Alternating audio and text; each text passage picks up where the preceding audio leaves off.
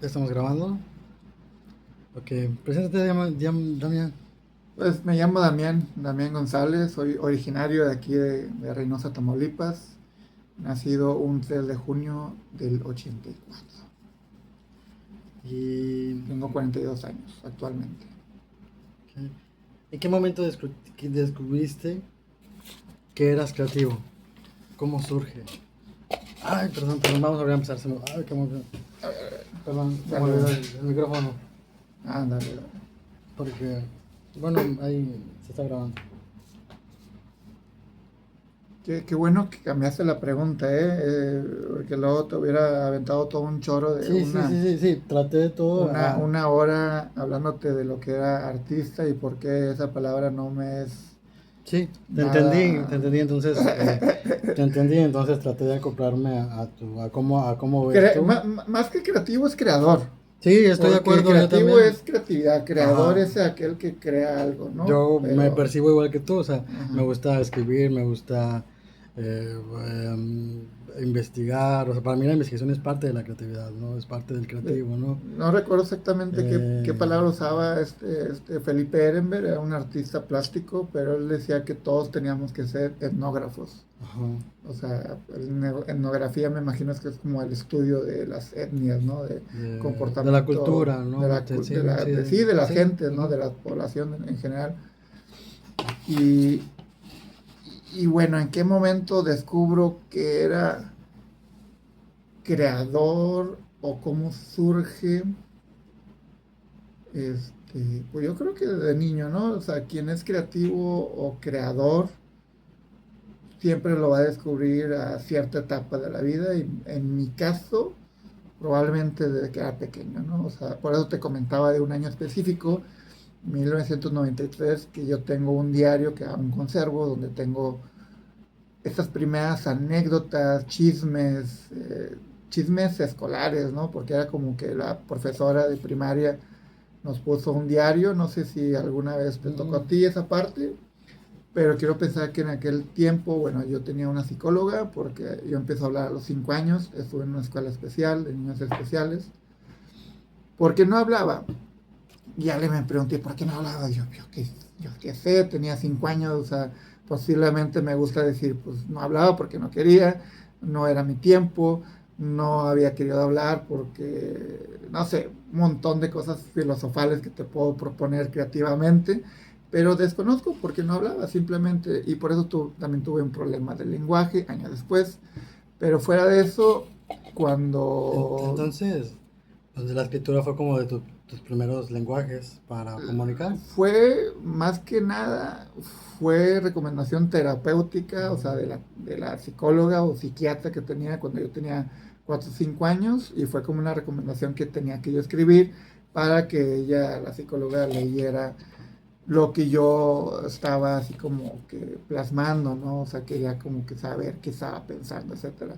Pero ahí sí descubro lo que fueron las primeras anécdotas, las primeras historias. Años después descubro que hay un cuento semierótico por una anécdota de la primaria, que no lo voy a contar ahorita, pero, y digo semierótico por el sentido que tiene la historia y la inocencia con la que lo escribí, porque en aquel tiempo a lo mejor yo era totalmente ajeno a ciertas cosas, pero como voy describiendo ciertas cosas que suceden en una actividad fuera del aula, en un momento en el que incluso había una niña mayor que nosotros, y ahí se descubre un poco, o sea, como que El interés. el interés, pero no por parte mía, sino más bien de alrededor del comportamiento de mis compañeros, ¿no?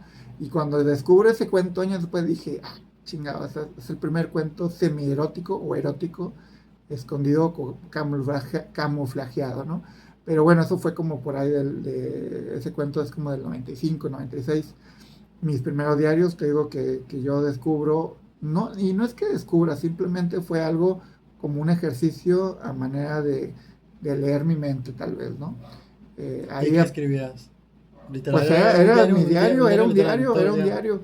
Y años después también recapacito en cuestión de que la mayoría o muchos grandes escritores, incluso grandes filósofos, empezaron con un diario, ¿no? O todos tuvieron un diario, el diario de Nerón, los diarios de los César, etcétera, los diarios de Nair Nin, etcétera, etcétera. Incluso Alejandra Pizarnik tuvo sus propios diarios, así que de alguna manera me conectan en el que, bueno, posiblemente Una escuela, ¿no? Sí. muchos grandes escritores empezaron por el asunto más normal, que es escribir un diario y a partir de ahí convertir ese diario en anécdotas, en historias, porque ya cuando uno plasma algo, tú decides saber si, o sea, lo que estás leyendo, reconocer si es algo ficticio o es algo real, ¿no? Y es donde ya se empieza a convertir ese diario en cuentos, en historias o en el principio de una novela, etcétera, ¿no?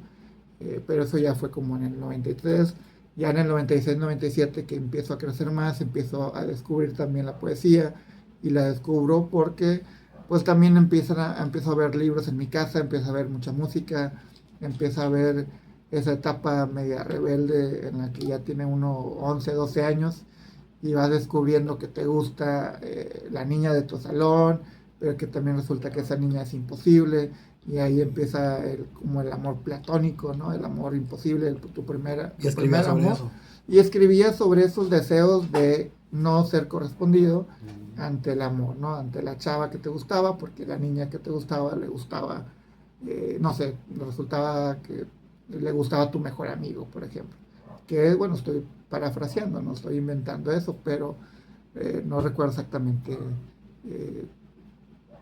como que pudiera darte de ejemplo, más que ese, ¿no? De que fueron los primeros textos que empecé a escribir entre el 93, 97, 98. Lo que sí recuerdo que en el 98 yo empiezo también a dibujar, digo a la par la escritura y lo que son los primeros garabatos. Yo le llamo un garabato a aquella línea indecisa, imprecisa, que de repente uno está estudiando en el salón de clase y está haciendo unos dibujitos en una esquinita, y estás haciendo pequeños rostros o simplemente círculos o puntitos. Esos son como pequeñas texturas que siempre fueron acompañándome desde pequeño y que supuestamente alguna vez llegué a leer en psicología o en psicólogos que era bueno que el estudiante mientras uno está estudiando pueda hacer pequeños gravatitos, ¿no? O esté estimulando la mente, ¿no? El cerebro. Pero bueno, yo empiezo también a dibujar, pero los clásicos Dragon Ball, pues era la lectura obligatoria que yo tenía. Estamos hablando del 96, sale el manga en español. ¿Cuántos años tenías? Tenía unos 12 años tal vez. Y empiezo yo a leer Dragon Ball, Batman, Spawn, todos estos personajes. No en caricatura, en el... Todo en manga, todo en manga. Después creo que sí, la caricatura, posiblemente a la par, caricatura, manga, pero en México llegó en el 96 y empiezo yo a coleccionar.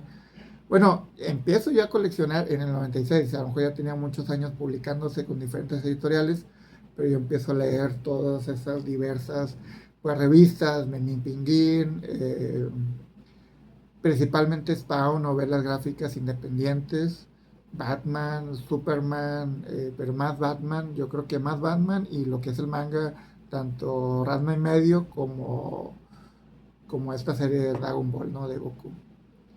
Y así, empecé a leer y a leer y empiezo yo a vincularme con el dibujo, pero era un dibujo repetido, o sea, un dibujo calcado, ¿no? O sea, estaba yo calcando, no calcaba así por hojas, sino visualmente trataba de imitar simplemente el dibujo, ¿no? Pero esos son como los primeros indicios y ya fue hasta el 2002 cuando empiezo yo a generar dibujos, pero ya de forma más, traté de ser original, no repetir y no copiar nada hecho, sino simplemente hacer cosas totalmente originales, pero no era algo constante, o sea, el dibujo nunca fue constante en mi vida, trataba yo de hacerlo, pero también implica el dibujo, como toda arte, necesita una disciplina. ¿Y cuál fue la primera arte de la foto, de la escritura, del garabato? La escritura la fue... pública, o sea, la pública.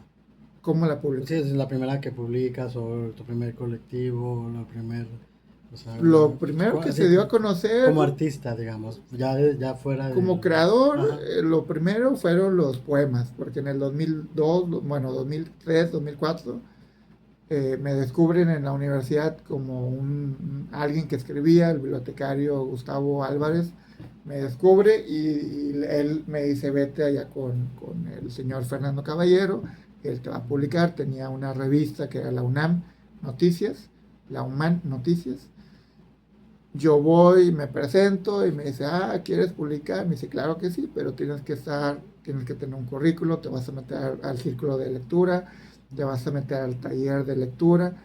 Me mete al círculo de lectura, que eran un montón de puros escritores ya, gente adulta de 30, 40 años, 50 años, y yo era de los más jóvenes, ¿no? O sea, de 19 años, más o menos 20 años. Y en el taller éramos más, pues de mi edad, éramos puros chavitos. Pero también me meten a teatro, me meten a expresión corporal, yo ahí empiezo a hacer mis primeros pininos en cuestión actoral, etcétera. Varios años estuve involucrado en estos grupos, hicimos teatro, hicimos baile de danzón entre 2002 al 2006 más o menos. Y todo eso mientras estaba estudiando la carrera, o sea, la universidad. Ya después falleció don Fernando Caballero y desapareció todo eso. O sea, yo continué por la línea que me había estado siguiendo, que era la escritura. Sin embargo, fue también en ese trayecto que uno de los chavos, o señores más bien, que estaban en el grupo de literatura, en el círculo de lectura, era un señor que un día me dice, oye, te invito a tal evento mío. Yo pensaba, como él, yo sabía que él era escritor, yo pensaba que era pues un recital de poesía. Cuando llego me topo que era una expedición de fotografía hecha por Jesús Pérez, este señor. Cuando llego digo, cabrón, me dice, se puede tener dos cosas a la vez, o sea, se puede ser escritor y fotógrafo. Y ahí descubro que pues me gustaba la fotografía. Ese mismo año, 2004, me compro mi primer celular, era un Nokia, no sé qué, tenía Los de colores. se El perdían los rojo, foquitos azul, a un lado y era la primer cámara sí. o celular que tenía integrada una camarita, un celular. O sea, era el primer celular con cámara. Y yo, pues ahí descubro la fotografía. O sea, prácticamente a partir todo 2004, todo 2005 me la pasé tomando fotos. ¿Y Hasta qué en el, fotografiabas? ¿Qué fue? Pues, ¿qué se puede tomar en Todo. fotografía? O sea, ¿qué se puede tomar aquí en Reynosa? Pues la calle, ¿no? Yo como siempre andaba yo en peceras o andaba caminando, me gustaba mucho caminar, así que fotografiaba desde las flores más comunes, los girasoles, los clásicos girasoles, que la verdad la mayoría de la gente luego tiende a tomar fotos a los girasoles, pues girasoles, pero también luego algo, cosas más mínimas, descubro que me empiezan a gustar pequeños detalles, por ejemplo, empiezo ya a usar, bueno, cuando tengo mi primer cámara profesional que me la regala una chava en Saltillo, que ya andaba con una chava en Saltillo, esa cámara en el 2006 era de como, no recuerdo bien si era de 12 megapíxeles, 14, era demasiado para aquel tiempo. Pasar de una cámara que tenía los píxeles más bajos a una que tenía la alta resolución en ese tiempo, pues sí hace un cambio drástico y yo empiezo a fotografiar cosas muy pequeñas y ahí empezó a armar mi primera expedición que se llamaba, no recuerdo muy bien, bueno, la conjunté con una amiga y se llamó Chiquititas, pero mi serie era una serie de macro, o sea, fotos con macro, cosas muy, muy pequeñas de hormigas, a cosas de textura, de tela, de los tenis, de los zapatos Converse que tenía, o sea, la tela de los Converse, pero así cosas muy minúsculas. Yo la estaba registrando, ¿no? Incluso hasta el poema de Nezahualcóyotl en el billete de 100. También tengo registrado una fotografía, pues, de todo el poema, ¿no? O sea, el poema en el billete de 100 de antes, de hace muchos años, era un texto muy, muy pequeño, muy minúsculo, en el billete casi imperceptible, pero con mi cámara y con un agregado de zoom que yo tenía, bueno, que era un cuenta hilos, que es como una lupita usan las costureras para contar los hilos, yo se lo agregaba a mi cámara y con eso hacía que mi cámara tuviera una mayor resolución y pudiera ver cosas más pequeñas, ¿no? Así que con ese aumento de zoom, pues armo toda una serie a través de más de 200, 300 fotos y tuve mi primera expedición, se puede decir que en compañía, pero también individual en Monterrey, junto con Tamara Puente. Y digo en compañía porque ella tuvo su propio tema y yo tuve mi propio tema, expusimos al mismo tiempo, se puede decir que es como un colectivo. Sin embargo, cada quien, o sea, tanto ella como yo teníamos ya unas series totalmente diferentes. La mía estaba enfocado a esta temática tomarle a cosas muy pequeñas, por ejemplo, a hormigas, y hay unas fotos que yo las imprimo en grande, en un 50 por unos 50, algo así, y eran fotos muy grandes y de cosas muy pequeñas, y pues era algo más, pues era algo original en su tiempo para mí, ¿no? Al menos para mí. Ahí empiezo yo a explorar la fotografía en el 2006, pero me fui muy alejado porque también a raíz de varios grupos en aquellos tiempos yo me empiezo yo a conocer gente en la rama de la fotografía a través de un club de lectura que tenía en el 2006 en un café. Una chava que por la cuestión de escucharnos hablar de fotografías o por el chisme en sí, ella voltea y nos pregunta que si éramos un club de fotografía. Le dije que no, que era un club de literatura, pero que hablábamos de todo un ¿Ya poco. era tuyo en ese entonces?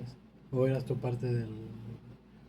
Fue el primer club que yo fundé, pero también invité, o sea, a mí como yo fundo algo, pero siempre no se puede hacer a veces las cosas solo, ¿no? O sea, se tiene que trabajar en equipo. En aquel tiempo yo le había dicho a un amigo, pues vamos a crear un club, teníamos un negocio de vitrales, porque en aquel tiempo hacíamos vitrales, en el 2006, y el primer punto de reunión era en el lugar donde teníamos el taller de vitrales, y ahí hicimos la convocatoria de basta de poesía, hablemos de la mierda. Ese fue el primer club de lectura, donde lo que pretendíamos era hacer un club diferente, o sea, no queríamos hacer un club de nada más ir a llevar lectura bonita o hablar de autores clásicos, sino que también pudiéramos hablar de, de aquellos autores que luego no se hablan, ¿no? De aquellos que puedan incomodar. A mí en ese tiempo me habían comparado o me habían dicho que escribía estilo Bukowski. Yo no conocía a Charles Bukowski hasta que empezó a leer,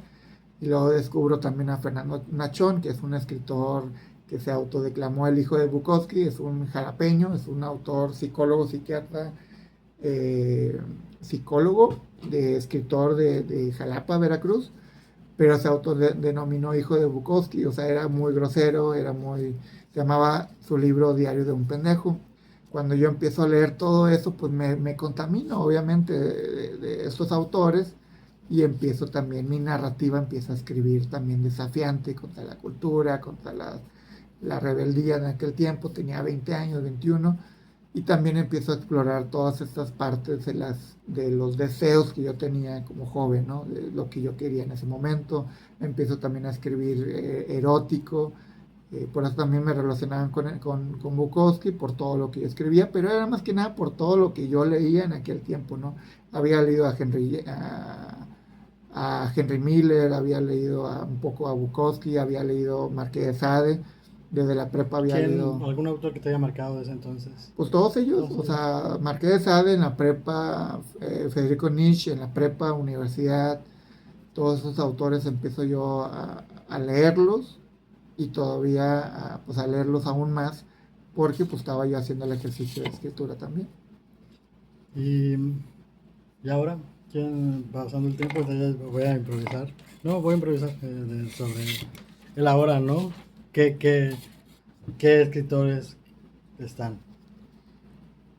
Pues, ¿Quién te inspira? pues ahorita actualmente, digo, estoy leyendo más como por ejemplo Alberto Camus y Fernando Pessoa, son los que más estoy leyendo, junto con Clarice Lispector. Un poquito algunas autoras como Guadalupe Dueñas, Amparo Dávila, autoras de terror, porque me gusta mucho el género de terror y la ciencia ficción, y trato de leer lo que estoy escribiendo. O sea, por ejemplo, David Huerta, ya lo dejé un poco en paz de leerlo, pero años atrás había estado leyendo mucho a David Huerta por uno de sus libros, ¿no? Que es casi una carta súper existencialista.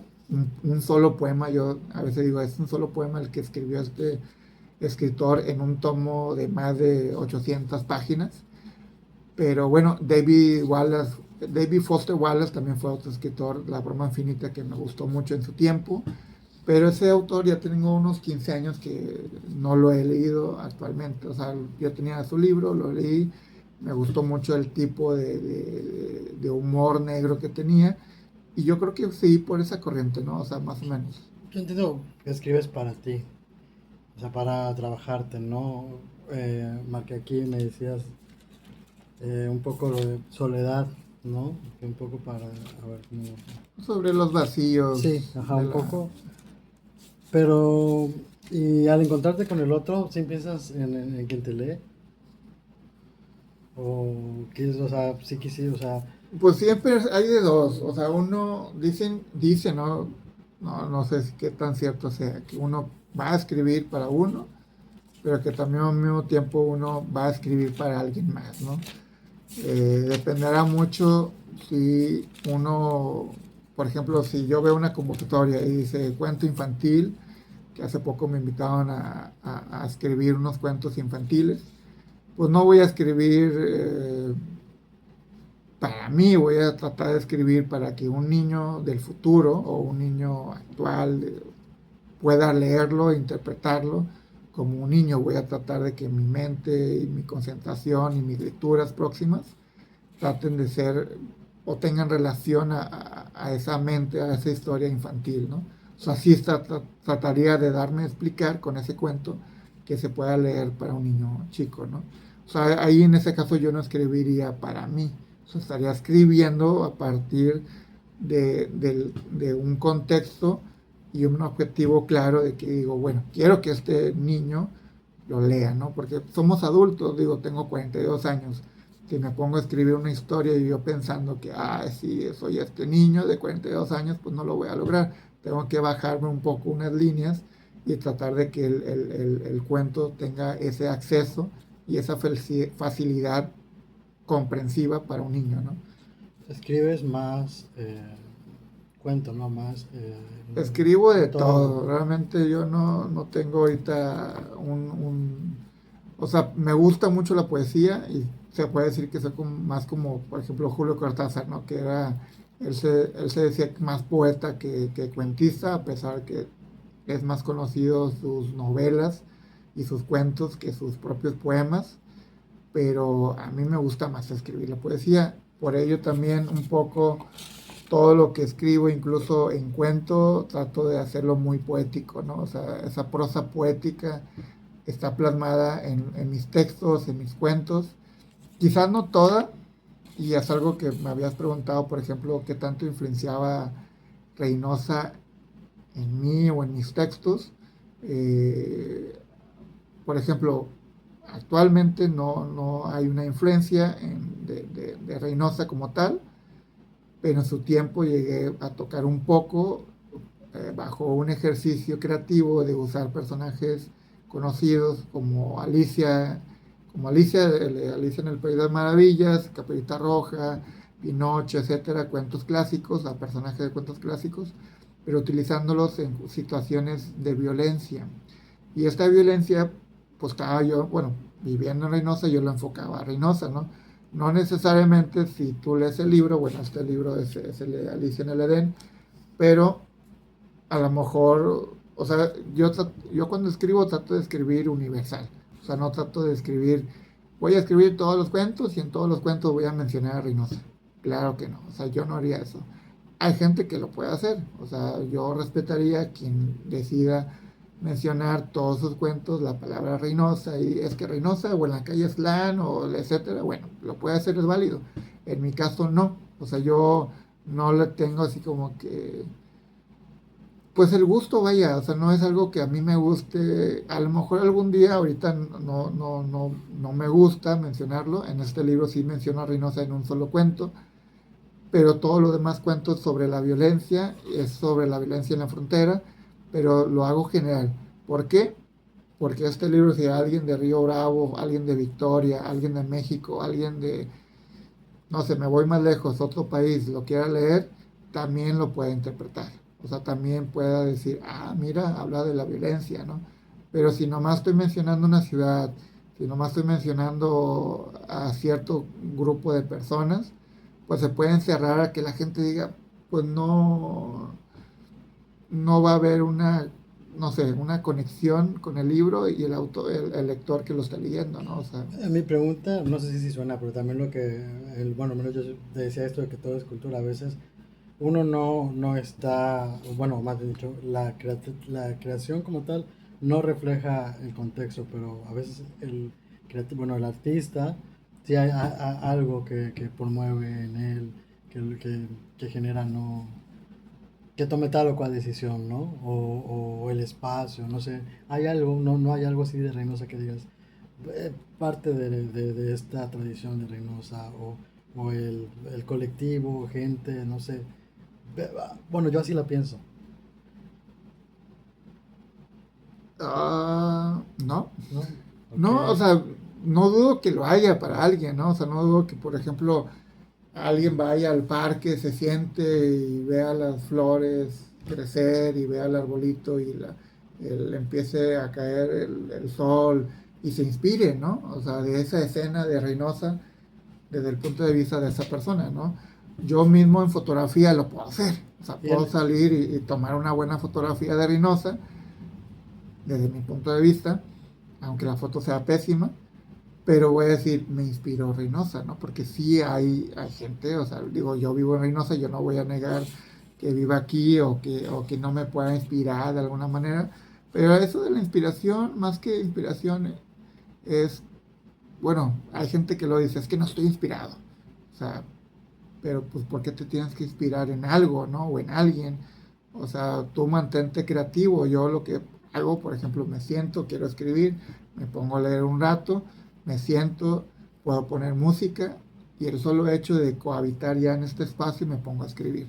O sea, no necesito salir afuera o no necesito que haya una balacera o no necesito que haya lluvia para poder escribir. Claro que ciertos elementos pueden ser clave también en cuanto a lo que tú quieras escribir. Si quieres escribir melancólico y quieres esperar a que la luna sea una luna llena y la noche sea una noche súper fresca y esté lloviendo y el aire te llega a tu casa, a tu cabeza y se revuelve tu cabello y la inspiración por fin llegue, lo puedes hacer. ¿Cuánto tiempo te puede llevar a llegar a ese tiempo, ¿no? O sea, puedes esperar meses, puede esperar años, ¿no? Hay quienes lo dicen, o algo muy común que a mí me dicen, ya llegará tu amor, ¿no? O sea, algún día va a llegar tu amor. ¿Y por qué debemos esperar, no? O sea, mejor hay que salir y descubrir eh, dónde está el amor, o dónde está esa creatividad, dónde está esa musa, dónde está esa inspiración. Yo aquí en mi casa, por ejemplo, o sea, me pongo a leer o a ver libros y yo empiezo a agarrar inspiración de ciertas palabras que estoy leyendo, o veo un título, o escucho una música. Yo procuro escuchar música que luego yo no entiendo, o de gente así en inglés que es muy rápido, para no entender mucho lo que están diciendo, sino más bien que me transmita la música algo y yo pueda escribir de repente algo a partir de la música que escucho. Y prefiero escucharla sin voz, o sea, prefiero que sea pura música, o sea, puro instrumental, por ejemplo. Y me comentabas que entonces la fotografía es la que está más marcada por Reynosa, ¿no? ¿Por qué? Porque vivo aquí en Reynosa. Así de simple. O sea, si viviera en Río Bravo, toda mi fotografía sería de Río Bravo y la pregunta sería, ¿qué te inspira a Río Bravo? Y no sería, ¿qué te inspira a Reynosa? O sea, yo vivo aquí, mi foto es de Reynosa, pero cuando salgo de viaje, mis fotografías son de McAllen, o son de Ciudad Mission, o mis fotografías pueden ser de Monterrey. O sea, mis fotografías normalmente son accidentales, son fotos accidentadas. O sea, son fotos que yo voy caminando, voy tomando fotos. O sea, no son, y lo digo así, tal cual, porque son accidentes, porque no son, o sea, yo no me voy a detener media hora para tomar la caída del sol cuando tengo, no sé, voy hacia un objetivo, ¿no? O sea, ir al Oxxo. O sea, yo voy al Oxxo y bye. O sea, yo voy al Oxxo y compro lo que voy a comprar, ¿no? Pero si hay una imagen que me llama la atención, tomo mi celular, la tomo. Eh, esa es una foto accidentada, ¿no? Son fotos que por accidente o por la visión que tiene uno como fotógrafo, pues Claro. Sí. puede realizar, ¿no? Simplemente así. Y pues te digo, la fotografía en cuanto a, usted te había platicado, ¿no? Que tenía mucho que ver con Reynosa mi fotografía, porque pues vivo aquí, tomo aquí, registro aquí, empecé a registrar, por ejemplo, la onda del graffiti en el 2004 hasta el 2016-17 que dejé de registrar el graffiti como tal. Este, o sea, fueron muchos años como documentador, si así se le puede llamar la ¿Y palabra. tú también hacías graffiti No, o no, nada más? no, llegué a un momento dado a pintar, a rayar, pero no era lo mío. O Fíjate sea, que cuando pues, yo no sabía eso, sí, como bien dijiste, hay muchas cosas que no sé de ti. eh, o sea, me hizo pensar en al menos de este tiempo, yo te conozco como, pues de los pocos años que te conozco del garabato, ¿no? También se me hace muy, o sea, cuando mencionaste el graffiti y la calle, ahorita que también la mencionaste, cómo tomas tus fotos, entonces la calle, dialogas con la, con la calle, ¿no? De alguna forma, o te interesa, o de dónde viene ese interés de investigar el graffiti. pues fíjate, es que el graffiti aquí es algo muy interesante porque en el año de 1993, volviendo a ese año punto clave en mi vida, ese año fue el primer año que yo vi un graffiti cuando era niño en un puente, en el puente del desnivel del Pollo Loco. Había un mono de Tasmania gigante plasmado que esa pared, esa donde estaba plasmado ya se ha caído, se cayó ese pedazo de muro y ese fue el primer graffiti que yo vi cuando era niño. Yo pasaba a empezar a miraba el mono de Tasmania. Obviamente estaban los Looney Tunes en aquel tiempo, ¿no? O sea, la gente que pintaba graffiti, pues se le ocurrió pintar a un mono de Tasmania gigante, ¿no? Luego junto con también grafitis como por ejemplo la cara del Joker, pero de las cartas, ¿no? O sea, era como un guasón, era un payaso, ¿no? Un arlequín, una cosa así. Esos fueron los primeros grafitis que yo veo. A mí me habían llamado la atención de por qué la gente rayaba eso, ¿no? Y en el 2004, como yo empiezo con la fotografía, pues no es que el graffiti me llamara la atención, simplemente yo salía, hacía mi rutina de caminar o me iba de aquí al centro a caminar o a la universidad y pues yo registraba todo y empiezo yo a ver gente pintando cosas ilegales, ¿no? O sea, empiezo a ver arte, empiezo a ver bombas, o sea, en aquel tiempo no sabía que era una bomba, ni sabía que era un tag, pero empiezo yo a registrarlo. Años después, hasta el 2008, 2009, conozco a un artista que se llama Víctor Cuas, que se convierte en uno de mis amigos más cercanos y colaboradores. Y a través de él ya es cuando yo conozco y coincidimos en que pues mucha de la fotografía que yo empiezo a tomar pues eran de grafitis y de esténciles que ellos habían hecho, ¿no?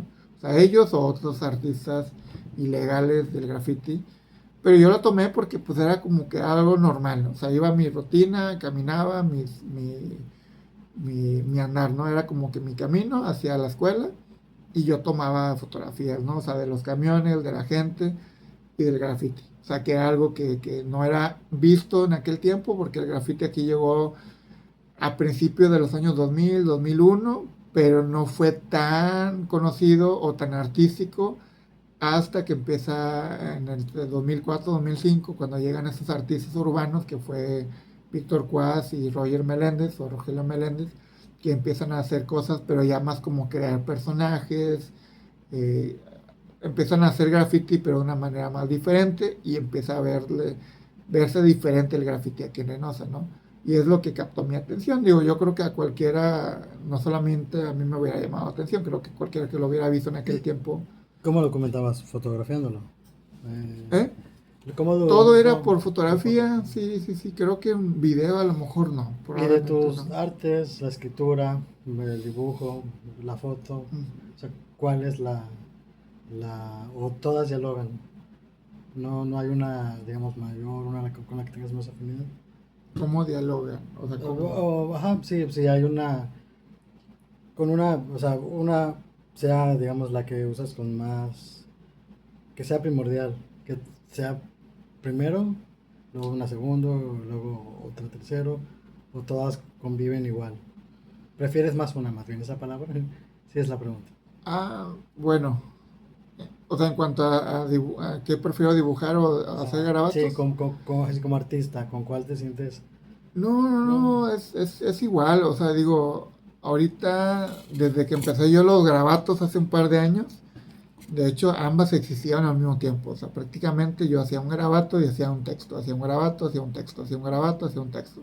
Y así surgió mi primer libro que se llamó Garabatos, que viene siendo este. Bueno, este está, o sea, era un garabato, un texto, un garabato, un texto. Así que siempre de alguna manera, siempre o sea, ha coexistido ambas. O ¿Y sea, siempre has sido auto... ¿Te has auto... didacta, No, auto publicado?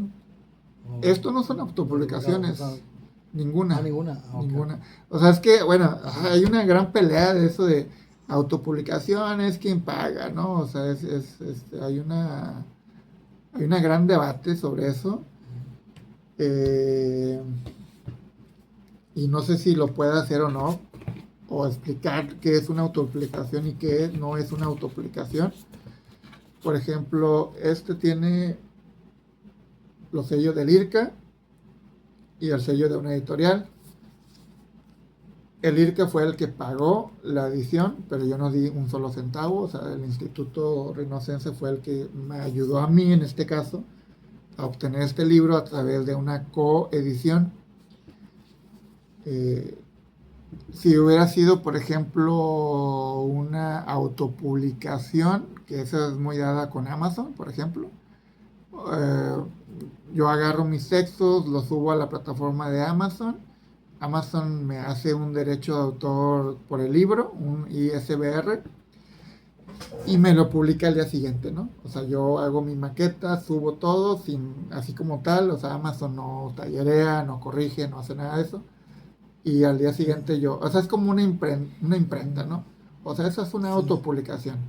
La diferencia con estos libros es que, por ejemplo, yo busqué el medio para yo no poner dinero mío de por medio, porque una autopublicación, hay quienes dicen, es que el solo hecho que tú ya pongas un dinero es una autopublicación.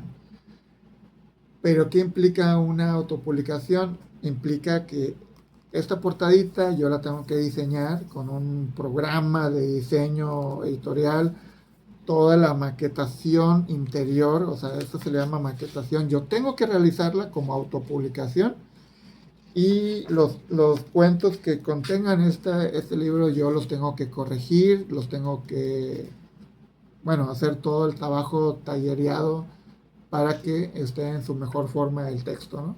O sea, una autopublicación no implica solamente agarro mi texto y lo publico, ¿no? O sea, una autopublicación implica que el autor mismo, todo lo que hace una editorial, las 8 o 10 personas que trabajan en una editorial, uno solo lo tenga que hacer. Okay. Esa es mi opinión. Hay quienes no van a compartir eso conmigo y no me importa, ¿va? O sea, cada quien puede pensar lo que quiera. Bien. Pero bueno, esa es la autoaplicación. Y hasta ahorita ninguna ha sido una autoaplicación, aunque como toda editorial, bueno, digo en este caso, por ejemplo, ellos, ¿no? O sea, ellos dieron el dinero, pero era para favorecerme a mí. O sea, obviamente todos los libros, yo les entrego cierta cantidad de libros al instituto, cerca de 60, 70 libros, no recuerdo exactamente cuántos, y el resto de libros, bueno, otra cantidad muy pequeña se lo quedó a la editorial, y cerca de 400 libros se me fueron entregados a mí, o sea, porque ese fue el apoyo, yo por eso busqué, es que, a ver, espérame, quiero que me apoye con una colaboración, y yo quiero vender este libro, o sea, yo quiero publicar este libro con esta editorial. Concursaste como... ¿Mande? Concursaste, ¿no? Como... Pues no fue un No, concurso, pero sí fue como una editorial en la que me dijeron, pues podemos hacer, la editorial te va a decir dos o tres cosas. Quedas una lista de espera para que tu libro, no, si tú no quieres poner dinero, que es la autopublicación, pues posiblemente, que no es una autopublicación, es como pagar más bien un servicio. O sea, muchas veces la gente paga por un servicio. Yo hubiera pagado a lo mejor por este servicio, no lo pagué yo, no puse de mi dinero, pero puse la gestoría e intervine para que pudiera realizarse este libro a través de un instituto, por eso los logos del gobierno local están aquí, ¿no? Pero yo no pagué un centavo. En el caso de ellos también, por ejemplo, Alicia, pues está nada más el logo de la tinta del silencio. O sea, ellos me dicen, bueno, hay dos formas. Tú pagas completamente todo lo que es el libro o te damos un porcentaje de las de las ganancias, ¿no? O sea, o vas ganando por cada libro. Hay dos formas, ¿no? O también nosotros te hacemos todo el trabajo, eres seleccionado, estás en la lista de espera. Y yo dije, bueno, me meto en la lista de espera. Se tardaron 5 años en publicarme este libro para yo no pagar un centavo. Se tardaron 5 años y ya cuando me lo publican me dicen, bueno, ya está, te vamos a dar tu porcentaje que te tenemos que dar a ti como autor. Y si quieres comprarnos libros, te los podemos vender más barato. O sea, es lo que hacen muchas editoriales. Lo hace cualquiera, incluso la editorial puede ser Alfaguara o la editorial que acaba de cerrar el día de hoy, que fue anunciada la editorial Era.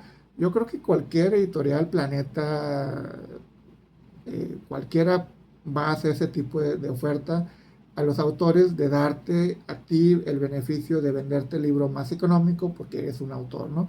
Aunque no hayas puesto un centavo, aunque no hayas pagado la imprenta, aunque no hayas pagado el servicio del corrector, del maquetador, del diseñador, que son como trabajos editoriales que se tienen que hacer, ¿no? Pero todo eso, tú evitas pagando todo eso diciéndoles, pues nomás dame un porcentaje, ¿no? Y ¿Qué, yo te lo compro. qué libro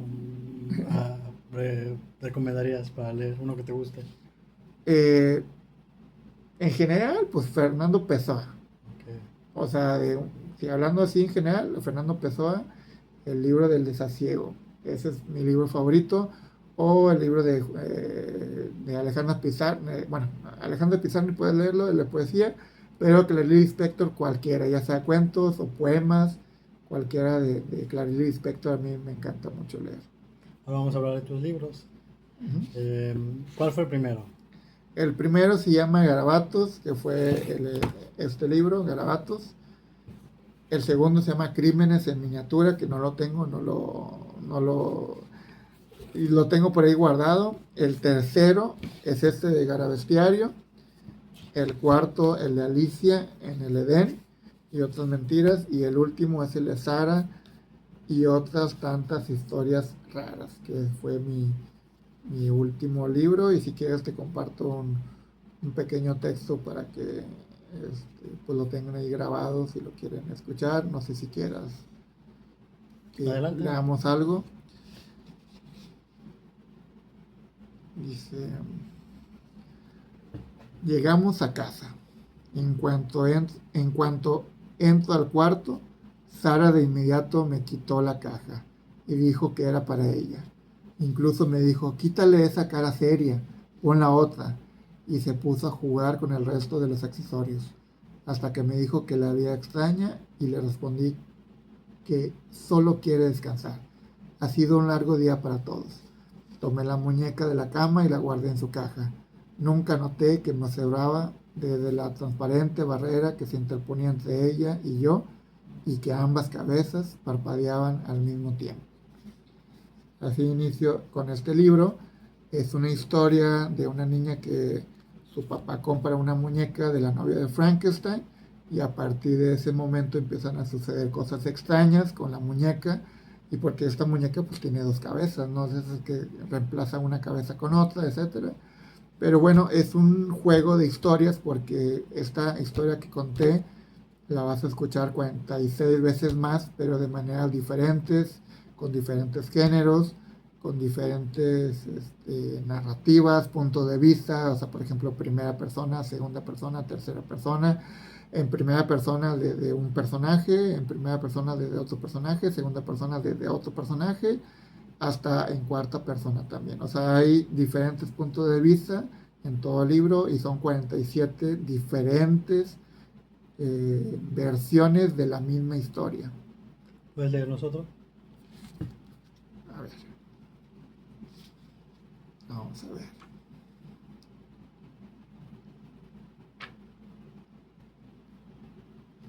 Vamos a ver. Voy a leer